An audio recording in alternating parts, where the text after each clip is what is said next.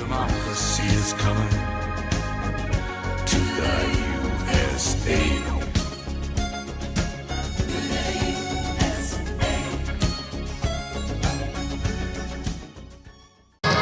Week 80, glazed ham and cheese. That's right, he's the glazed ham of cheese. One shiny penny. Oh, I don't mean to put the penny down by comparing him, but I believe that Trump is definitely looking extra bronze these days. He's tweeting 48 times since Friday. I mean, it's just getting ridiculous at this point. Like, you know that he's in hot water when he's tweeting 48 times attacking LeBron James and then Don Lemon. I mean, what the fuck? Like, who is this? We're living in the Twilight Zone, ladies and gentlemen. And it's just unbelievable, really.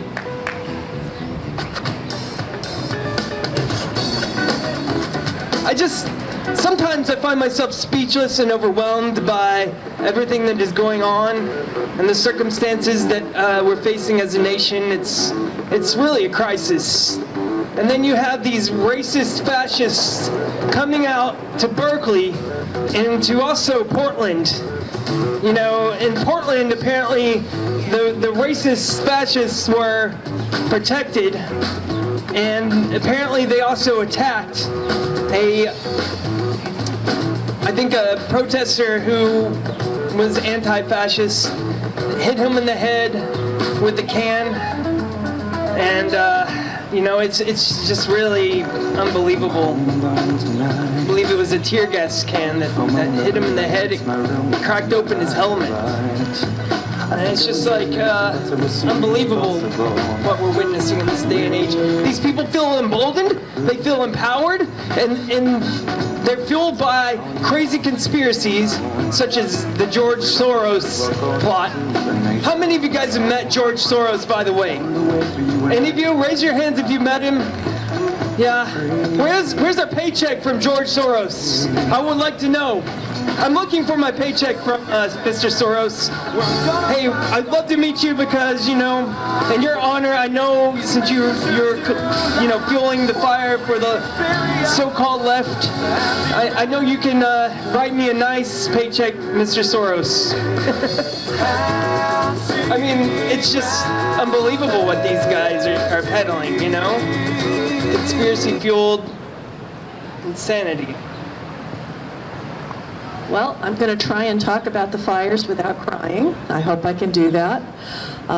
In response to, those idiot tweets about the California fires, first of all, the water shortage doesn't exist. There's plenty of water for firefighting. In fact, if you've ever seen it, those helicopters can pick up water from a stock pond, you know, the place where the cows go. They don't need a big supply of water to be able to put water on the fires. Now, his other tweet was about forest thinning, and he had a point that if the trees are thinned, there's less fuel for the fires. However, for the U.S. Forest Service to be able to thin trees, they're under the Department of the Interior. Guess which departments had their budget cut by the Trump administration, and that's why the trees weren't thinned. Gee, tough to figure that one out.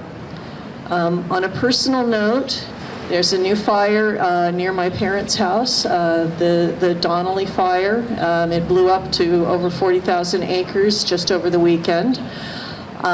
This is a place that I knew in my teens and 20s. I went pack riding there, and it's all gone. This is climate change. Welcome to the 21st century. I mean, I'm sorry. I really feel for you, and I know that thousands of acres have burnt in California, and there are more than 16 wildfires around the state right now. And yet we have people trying to run this nation and claim that there is no such thing as climate change. Well, there's pretty clear-cut evidence that there is. I mean, it's just absolutely disastrous that we deny these problems that we, are encountering. I mean, the evidence is in front of us. There should be a law against this denial, I believe, because it's clear that it is a danger to our, present tense and our future tense. Like, our children are going to, face an uphill battle. Grandchildren, it's going to be, disastrous future for a lot of folks if we don't pay attention to this climate change issue. Now, anyway, I'd like to read a crazy tweet from Trump on this, which he mentioned earlier. And I think he says something like, hold on for a second, I'm kind of, all right. California wildfires are being magnified and made so much worse by the bad environmental laws, which aren't allowed, oh God, I'm losing, which aren't allowing massive amounts of readily available water to be properly utilized. It is being diverted into the Pacific Ocean. I mean, what the fuck? Yes. I mean, this is a man that is so informed that somehow he thinks that rivers and lakes are diverting water into the ocean, when the reality is that is the job of a river and a lake, is to move water. That's what happens with fresh water. It flows. And he calls LeBron and Don Lemon dumb. I mean, yeah, he calls a lot of people dumb when he's the dumbest of them all.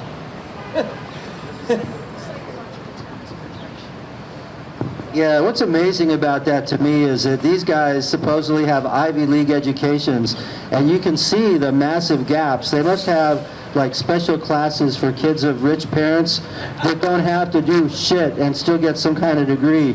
Because I really believe he doesn't understand that rivers flow to the ocean, and that if they don't flow into estuaries and bays, we lose all that. We basically lose the breeding grounds of the whole ocean, of all of our fisheries, of everything. And I don't think he really has any concept. And if he does, money's so much more important that it doesn't matter if we destroy the natural world. The dude's sick and he's dangerous. Yeah, I mean, the fact is I'm error prone. We're all error prone people, but he's the president and he's tweeting error-filled, false information to the public. And this is what's fueling the fire for these Nazi fascist groups that are coming out to places like Berkeley and Portland in order to clash. They want to fight with the left to make the left look violent. And unfortunately, their propaganda tools are somewhat working, but we'll see what happens with this special election in Ohio today. And the Democrat is, he's close, and O'Connor, I believe, right? Yeah. O'Connor, I believe, may even win this election, which would be great because I believe that this is the first time in decades that someone has won that district. If he doesn't win, it's probably because the Republicans had poured millions and millions of dollars into it, much, much more than the Democratic side has. Well, it could also be due to fake news from people like Jones. And by the way, Alex Jones was banned from many platforms for inciting violence. He was banned from YouTube, he was banned from Facebook, and a lot of other platforms. So I'm so glad Alex Jones is finally, being taken off air. He doesn't deserve to be able to broadcast his propaganda-fueled bullshit. It's just absolutely crazy, the stuff that this guy says and the noises that he makes when he goes on these crazy tirades. It's like he's like a 4-year-old child. Him and Trump would make a good couple, I believe. They should just get married. Alex Jones, you know what I think? 2020, Alex Jones, Donald Trump gets them married. I mean, it would make more sense than anything that is happening right now, I believe. too old for Trump? Melania, yeah, I believe so. Maybe Alex Jones could just, fill in the, all the holes. Anyway, I'm sorry about the gross imagery there. So something else, Ivanka Trump, I believe, says that the media is our friend, and then Trump turns around and says, I congratulate Melania for saying that the media is my friend, while the media is the biggest enemy of all people. That's basically what he said. I mean, he's schizophrenic. Like, how can you congratulate your daughter on something that you don't agree with and then turn around and then disagree? Hey, Mike.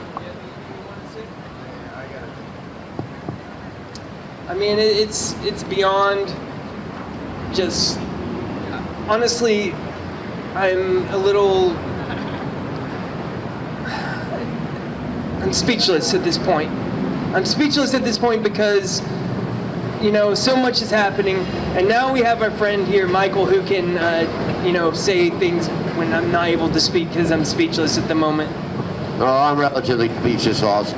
Speaking of speech, we seem to have a problem with free speech now.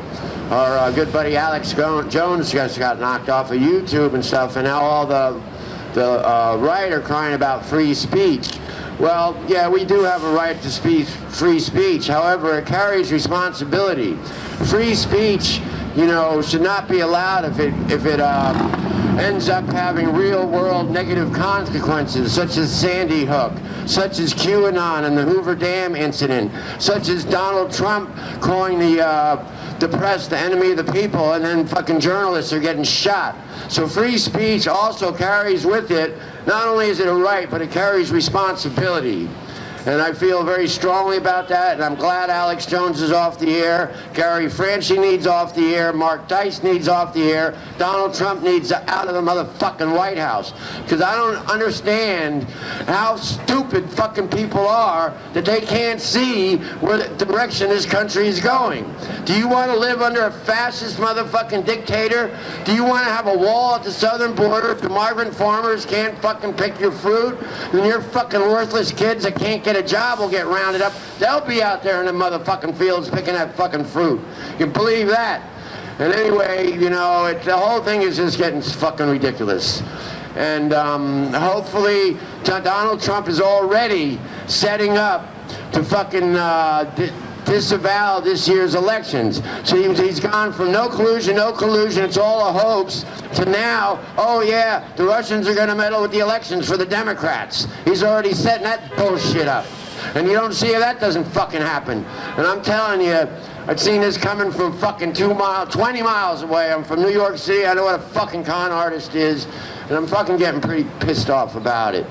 And as far as anybody wanting to go to any kind of protests or anything like that, do not instigate violence. By all means, defend yourself, but do not instigate violence. Vote. And then, if what I just said happens, then get fucking violent. Exactly. These motherfuckers want to basically cause folks to fight so they can turn around and say that the left is violent, while they're violent because they are the ones that are fueling the fire of violence. And Alex Jones, and when Alex Jones gets up there and threatens folks, they listen. And Alex Jones and Donald Trump are pussies, but these guys, his supporters, are not. And they will take action, and they will cause a lot of problems. And it's really morally wrong at this point. Hey, I'll try to bring some next week. Okay. And one more thing, at the Pennsylvania rally, I noticed a lot of people with these Q signs and "We Are Q." Well, it finally came to me what Q is. Q stands for Quisling. And if you don't know what that means, Google it. All right. Moving on to Jeff Sessions' Religious Liberty Task Force. Like, what the hell is going on?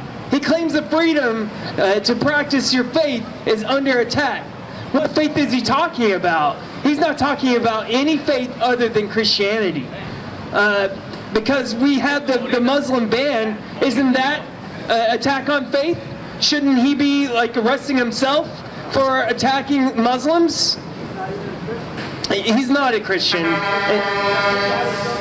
But they want to make sure that, you know, they get Merry Christmas out there. Make America great again agenda is make people say Merry Christmas. Will we be forced to say Merry Christmas? I mean, will that be a law based on this Religious Liberty Task Force? Who knows? I mean, it's getting to that point where the ridiculousness is just, it's starting to, we can smell it. I smelled it coming here, you know, it smells like sewage. Anyway, smells like fascism? Exactly. It smells like the glazed ham and cheese.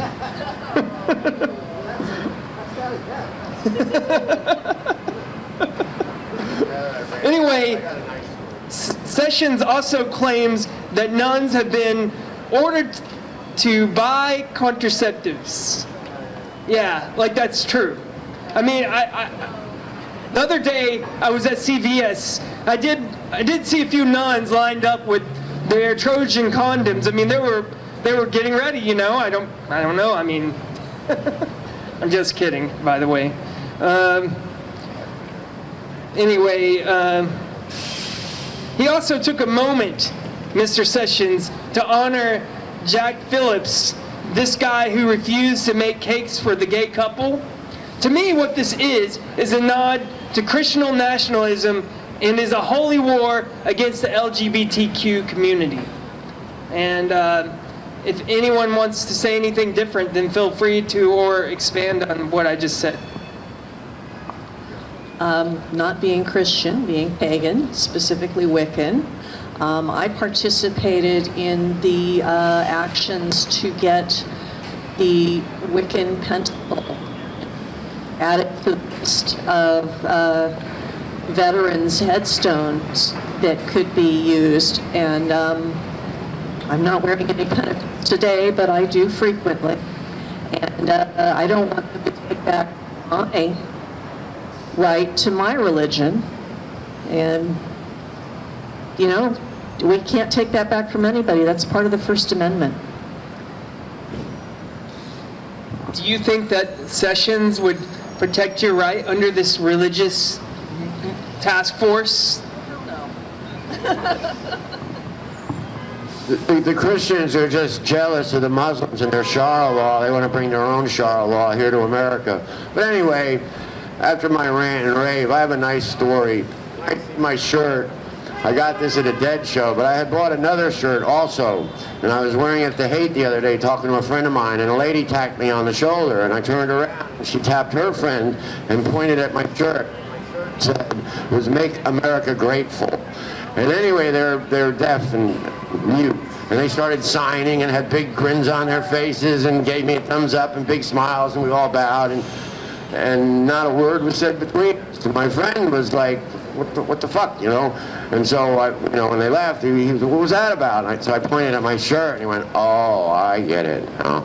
But anyway, that's my, you know, good story for the day. MAGA, Make America Grateful Again, because that's what we need more. We don't need any more greatness. We're already great. We're great. You fucking got. We should be more of an accepting nation. We are a nation of immigrants. And to lock children in cages who are simply evading persecution is absolutely heartbreaking. And speaking of that, Tom is here. I believe that he has a report for us. Did you happen to go check out the prison system up north? Did you make it there? Yeah, so good to see you guys again. It's been a couple weeks. So I was at the detention facility in Yuba County on Tuesday. Essentially, while we were there, we couldn't take photos, talk to any detainees. they've had a standing ICE contract with, Yuba County has had a standing contract with ICE since 1999. It's essentially familiar with, the Richmond facility had the same contract, and there was a facility in Sacramento that had a similar contract. Both of those have since ended their contracts. I want to say Sacramento was several months ago, and then Richmond was within like the last 2 months or something. So I mean, essentially, it's what you would see when you would go to any county facility in the state of California. I would presume, as far as standards of the inmate experience between a detainee and somebody who's a county inmate. So what y'all see at like on TV at the border with large warehouses and gates or everything like that, that's not what these facilities look like. These are essentially just already outfitted prisons where detainees are housed. What were the conditions like? I heard about the conditions of the one in San Diego a couple of weeks ago when I was meeting with Senate staff. And do you have anything to add in terms of the conditions? Are you allowed to report on that? Yeah, sure. So the conditions, I think that the senator outlined, it was in a press release as well, and I think staff might have relayed it to you. So those conditions that the folks saw down there, to my understanding at least, were to the temporary facilities that they had set up at the border to account for the folks that, the mass influx that came across the border. The ones that are more north, the one in Yuba County is the most most northern in Northern California. There isn't one, at least in our territory of San Francisco, and I can't recall where it is in Fresno, but the northernmost beyond Yuba County is in Washington, in Tacoma. So the facilities that y'all see on the news and the ones that our staff down in San Diego visited are more of the kind of glaring, alarming footage that you see versus the ones here condition-wise as far as the inmates. I mean, aside from the color differentiation between the uniforms that they wore to differentiate between county and detainee, there wasn't much of a difference as far as the experience that folks were having. As far as the conditions, I mean, I wouldn't want to be in that cell or in any of those holding facilities. But it was essentially what the foundational prison is in Yuba County. So, I mean, it would be something similar to what you would see, I'd imagine, if you went to any other county jail. So basically, you're saying that children are being treated like inmates, like they've broken the law in some way. So there were no children at this facility.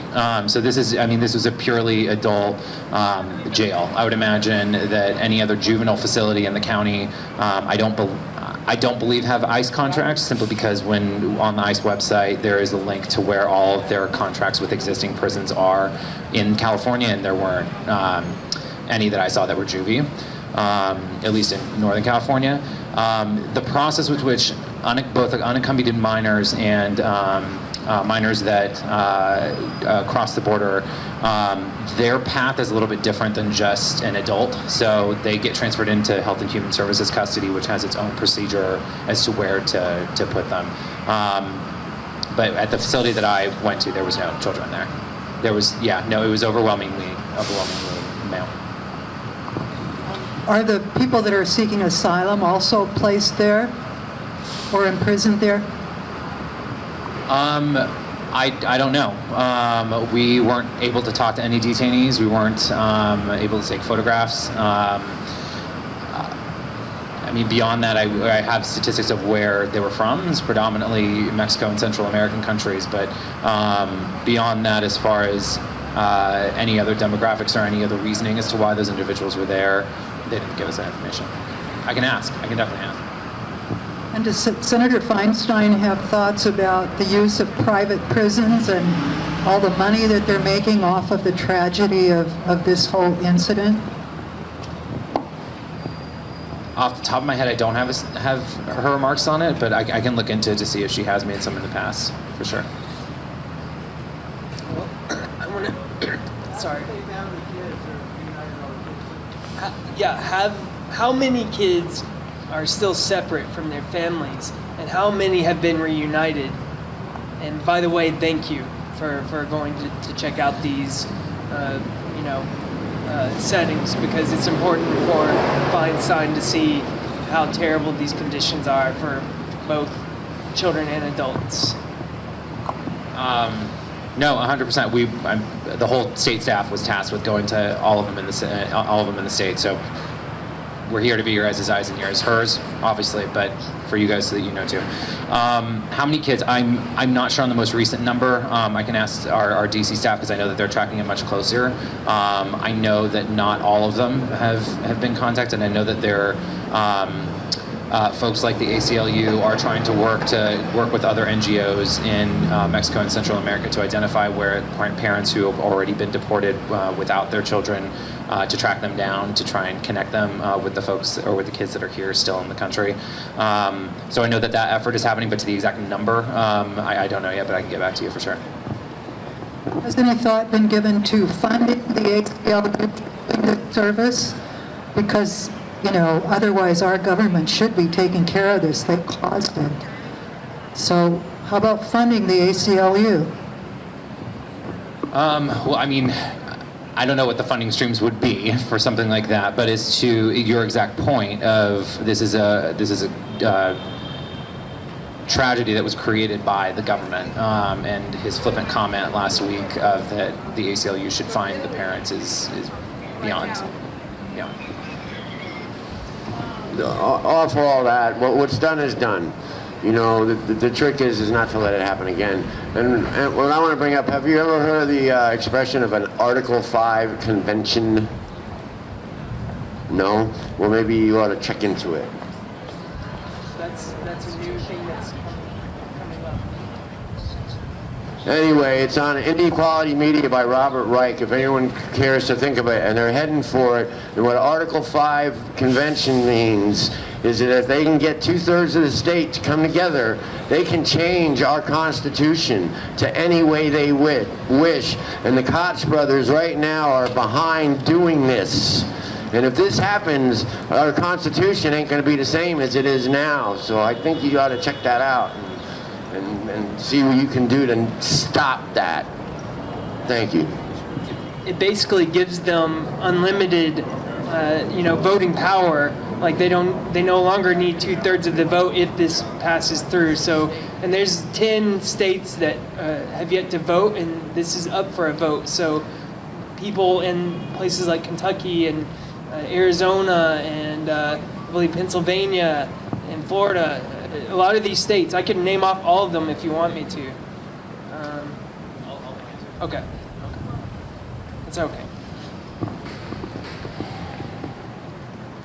And so that is probably the most critical reason why we need Dianne Feinstein and Senator Harris to introduce HJR 48, introduce the Senate companion resolution, and get that 28th Amendment on the books, because special interests are incrementally taking over our government. And a lot of people say we've already reached a point where we have corporate rule, and that's why Trump came into power and how he came into power. So now their moves are directly on our Constitution. They're getting ready to do that because money rules. The Koch brothers' money is able to take over state by state until they actually rewrite our Constitution. And I think they're only 3 or 4 states away from having the power to do that. Six states away, yeah. So they've been working on this project for quite a while. If we can get HJR 48 first, and we can get that passed to where corporations are not people, they don't have our rights, money's not speech, then it puts a stop to all their power of money. And it starts to reverse things to where people can be in control of government again. And this would be extremely unlikely to ever happen once we get our Constitution back the way it originally was. So either we get to our Constitution first and bring it back to where the framers originally intended, or they get to it first and we never get it back again. And the world actually wouldn't exist, because with corporate rule, greed trumps good regulation, and our planet fries as it's frying already. I'd like to say MAGA, make America greedy again, or better yet, MAGA, make America green again. Exactly. So I'm sure you're aware of Jeff Sessions' Religious Liberty Task Force. Is there any way you guys can investigate this to see exactly what religious liberties are being, protected? Is it all religions, or is it just one religion? I guarantee you this is not an objective task force. So. Yeah, and it sounds like it's a right to discriminate rather than a right for religious freedom. Exactly. I think I'll change the subject. I have one request, that the Land and Water Conservation Fund is due to expire in September, and it needs to be reauthorized. It supports 41,000 state and local parks, including Yosemite, Green Mountain National Forest, Appalachian Trail, and thousands of other parks. So it's a very important thing. Also, I'm concerned about the whole felony disenfranchisement. 6 million voters are denied because of being on parole or whatever after having felonies. That's in the country. In California, it's 200,000. That's a lot of people, and that makes a lot of difference in the elections. So there's a move in California, I think it's called the Democracy Act of 2018. It'd be good if there would be an act like that federally. Do you know if it's the Democracy Act? Do you know if that's pending in legislature, or is it moved at all? Okay. I'll look into it, and I'll see if there is any if there is either introduced legislation at the federal level or what can be done about it. Being a felon myself out of Florida, from what I understand, felons in Florida can't vote anymore. I don't know. I voted in Florida. I voted in Florida, but I had to wait till I was done with my commitment. You know, what the parole, probation, whatever. And I really don't have an argument with that, personally. But once you've served your time and paid your debt to society, you get your rights restored, except the right to own a firearm, which, I kind of have a problem with that. But because I personally believe in the Second Amendment, but I don't believe that anybody should just have a machine gun or anything like that, But as far as, disenfranchising somebody because they committed a crime and then they paid the fucking price, why shouldn't they be fucking citizens? I mean, it just doesn't make any sense to me whatsoever. Unless there may be certain exceptions to rules, like say sexual predators and the highly violent people. I was not a violent criminal, so. Well, another problem with the system is that it keeps crime happening rather than ending crime. When folks get out of jail, they can find jobs because they have felonies on their records. What do you think that leads to? That doesn't lead to active members of society. They continue to be involved in different crime aspects, and that's because they can't get a regular job, a lot of people who are convicted felons. So it'd be nice if we could reform that in a way that gives folks who are released from jail the actual freedoms that everybody else has. I mean, I feel that, restricting guns is important just because it's a danger to society in general, but, I agree with him for the most part on every other point that he made. I think gun control is more important than vote control. Oh, and I'm wondering where my grocery ID is. Do you know where I can get that? Do you know where I can sign up to present my ID at the grocery store? Do you know where I can sign up to get paid by Soros so I can buy some fucking groceries? Yeah, ask Soros while you're at it where our paycheck is.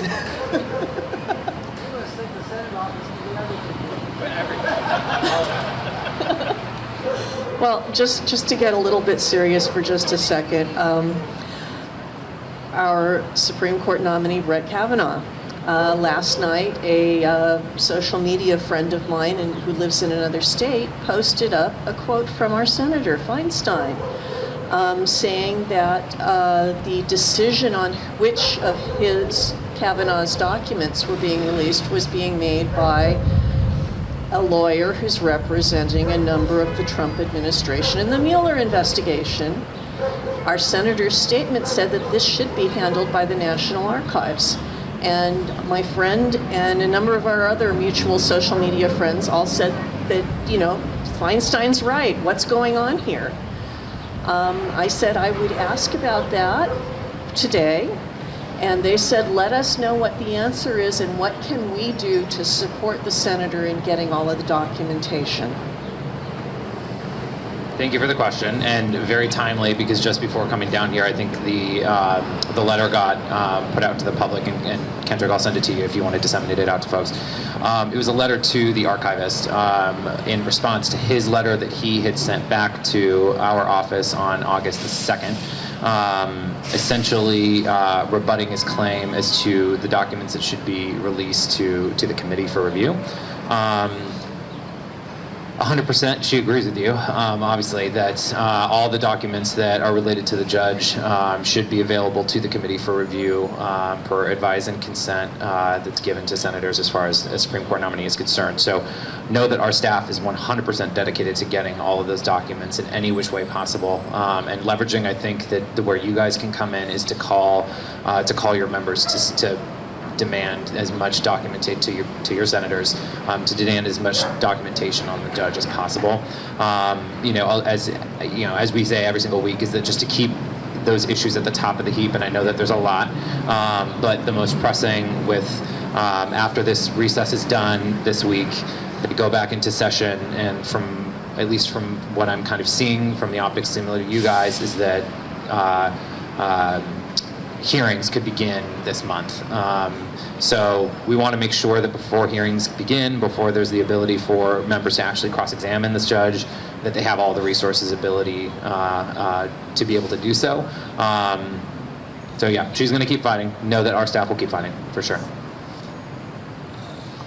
So, as you're aware, Alex Jones has been banned from all social media platforms, thank God, minus maybe Twitter, but hopefully that will change. But my question to you is, can you investigate the inciting of violence by folks like Alex Jones and the propaganda media outlets that they are sort of a part of? Because they're inciting violence, and you saw this weekend in Portland and Berkeley where we have these riots, and it's based on this false propaganda, and they sit around talking about Soros and all of this nonsense that's not related to anything other than hate. So well, I think the senator somewhat addressed this when the councils of the major social media platforms came before Congress months ago, and saying that if you don't regulate yourselves, we will. This is a huge concern for her. Even beyond this to where Twitter is used as a platform for ISIS to be able to spread how to make a bomb. So across the spectrum, as far as extremist views, she 100% agrees that these platforms are being abused for that exact purpose. Not primarily, but because of their policies towards free speech and what folks can publish, that a lot of folks like Alex Jones abuse the platform to do such terrible things. So on that bit, I think that when it comes to her position on intel and judiciary, that subject to the actual committee chairman holding those scheduling those hearings for that kind of oversight, you can count on her cross-examining those exact kind of questions to what are these platforms doing to make sure that kind of speech doesn't get out there. As far as the Russian meddling goes, I guess they stole information and whatever, but they did not actually change like my vote for Hillary into one for Trump or anything like that. But what they did do is they attacked our Achilles heel, so to speak, which is our First Amendment, free speech, by passing all this free speech around the social media, bringing up the issues like Pizzagate and Benghazi and Haiti and the Clinton Foundation and blah, blah, blah, blah, and all this bullshit.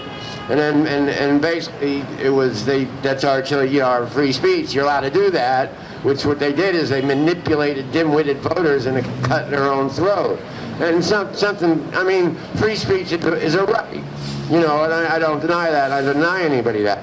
But when your free speech is just outright bullshit, which then causes people to go into pizza places with machine guns or go to the Hoover Dam and fucking stop traffic because they want some stupid fucking FISA report or whatever the fuck it was, or they fucking tell the citizens of the United States that the press is the enemy of the people, and next thing you know, journalists are shot.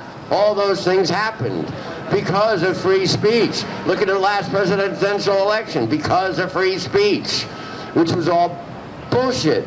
So free speech carries with it an element of responsibility. You know, that you can't be able to just fucking spout a bunch of bullshit, which is going to end up in negative consequences in the real world and hurt people. And it's just, you know, so yeah, that has to be accountable.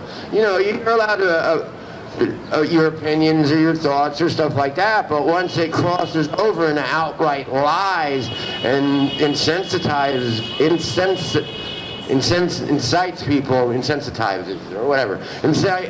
people to go out and do stupid shit, then that's no longer free speech, I don't think. Well, freedom is under attack because false information is being propagated by troll farms in Russia. And, you know, investigative reporters have been there time in and time out, and they refuse to allow them to come in and view their, you know, troll offices. So, I don't know. It's just a real problem. We have troll people right here in Fox Network, so we have our own trolls, which is, together. yeah, Russians, Fox work together. Well, they're all in line with the same propaganda machine, and you heard Putin refer to Soros. I mean, that's a good example, you know. And then he admitted to sending, delegates and his officials to meddle in the election. You know, he admitted that the plummet.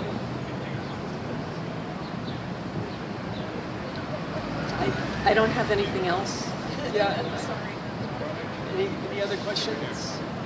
Is there anything that you can do to protect the monuments and the wildlife that's being under attack?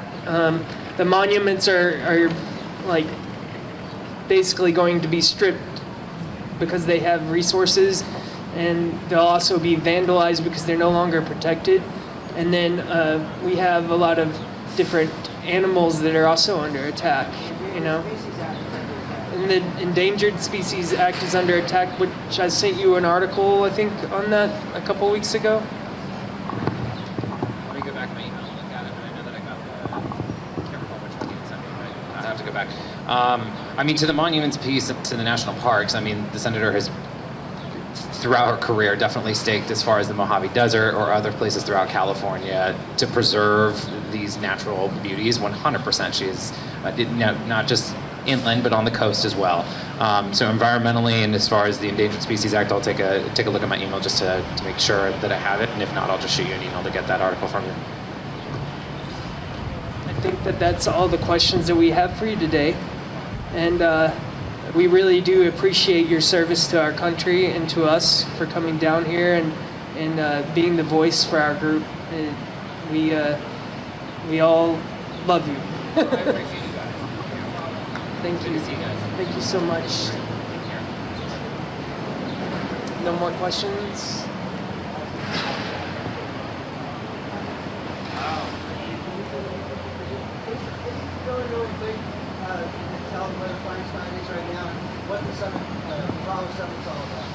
Sure, yeah, so we're, Lawrence just mentioned right now, so the Tahoe Summit is an annual event that happens between the delegations of California and Nevada, because the lake sits on the border. Last year, both senators from both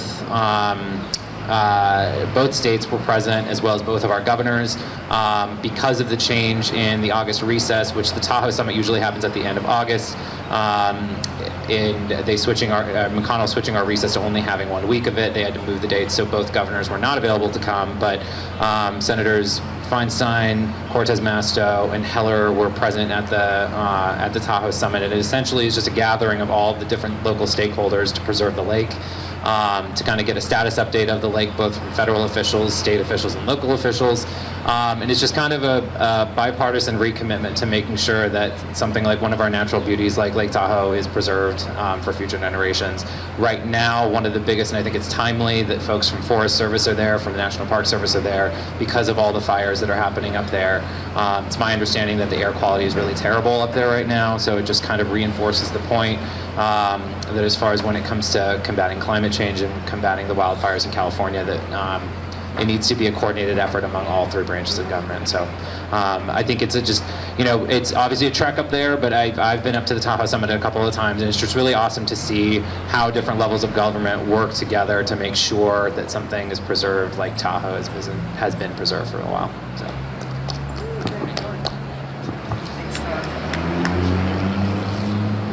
All right, guys, what do we do when wildlife's under attack? Stand up, fight back. What do we do when the LGBT community's under attack? Stand up, fight back. What do we do when immigrants' lives are under attack? Stand up, fight back. What do we do when asylum seekers are under attack? Stand up, fight back. That's right. And, you're witnessing a group of people who have been here 80 weeks straight, and we will continue to fight the good fight as long as this so-called president is there. We're always going to be here. We'll be here every Tuesday, no matter what. At least some of us will be here. That's every Tuesday at noon, 1 Post Street, directly above Montgomery Bart. And Montgomery Bart is right there, right down those stairs. So I have one. Oh. I just wanted to remind everyone, September 8th, Saturday, Rise for Climate, Jobs, and Justice. I will be here in San Francisco. I will be in the march. We'll be looking for friends. And if you're not in the Bay Area, find another march. And I have a reminder, write letters, call people, get out there and be active. I'm going to be putting these letters in the mail today. I make lots of phone calls and I send lots of emails, and I encourage everybody to keep doing that because that's what people hear. Phone calls probably are the best, emails second, letters third. Action and marches somewhere in there. That's awesome. So also, the NARAL is holding a rally, I think August 22nd or 26th, that is protesting Kavanaugh's nomination. So that will be really important. And then also they are having a happy hour tonight between 6 and 8 at the Flying Pig Bistro. That's 433 South Van Ness. I believe there was no pun intended when they said the flying pig, because there'll be a lot of conversations about the flying greasy pig, I'm sure, in his new bronze color. He's looked quite like a penny, but I don't mean to disparage the penny, because the penny is much more powerful than this felled POTUS. So, yeah, they can stencil the bronze, the flying pig, and the penny all collectively together. He seems shinier than usual, but that doesn't mean that he's any shinier. He's in fact nastier. But with that being said, power to the people, power to the people, power to the people, power to the people, right on. Power to the people. Power to the people, power to the people, power to the people, right on. Power to the people, power to the people, power to the people, power to the people, right on.